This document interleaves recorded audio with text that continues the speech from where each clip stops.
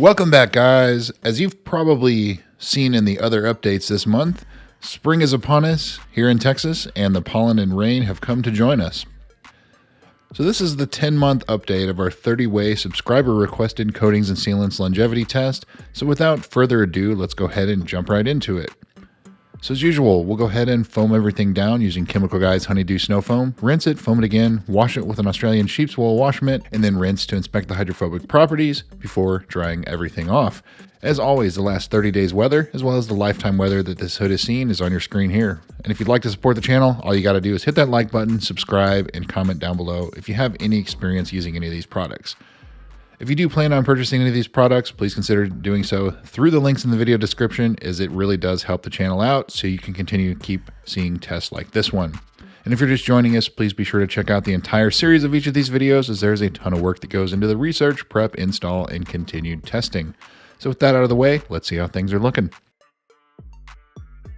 First up, we have Simonized Diamond Plate, still doing fairly well. Tech 585 Graphene, not quite as well. Not to where we would call it failed, but it's still doing all right. Kamikaze ISM Coat 2.0, also doing quite well. On down to Malco Epic Ceramic. And it's pretty close to failing. What do you think? Would you call that one failed? Let me know in the comments. Naziol ZR53 from Turkey. Still hanging in there, as is our cheap Chinese Nanobond. Something like $20. Sometimes it goes on sale for $15 or so. Envy Evo Nova, which is their consumer product, and Envy Pro. Both of those doing quite well. Those are from Australia. The Envy Pro and Evo were both installed by a certified professional installer on this hood. Blackfire Pro Black, very similar to the Adams products. And it's one of those that it sticks for a while, and then as the surface tension breaks, it does give way just a little bit. You can see that with Malco. Geon Pure Evo, getting kind of weak. Something really weird with Geon 1 Evo going on right there.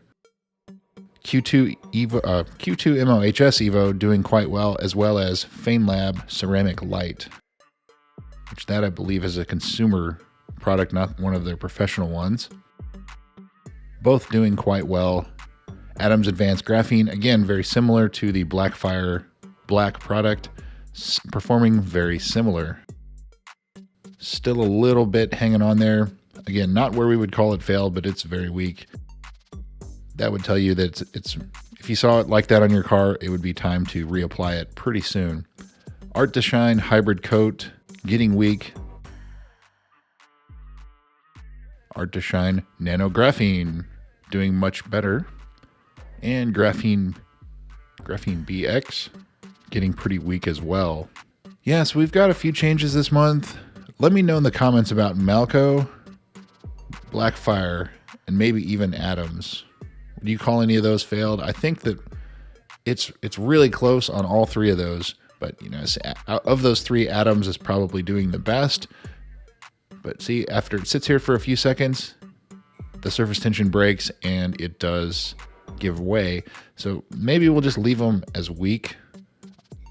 For all intents and purposes of the spreadsheet this month, I'm not going to call them failed. But if you think I should, let me know in the comments.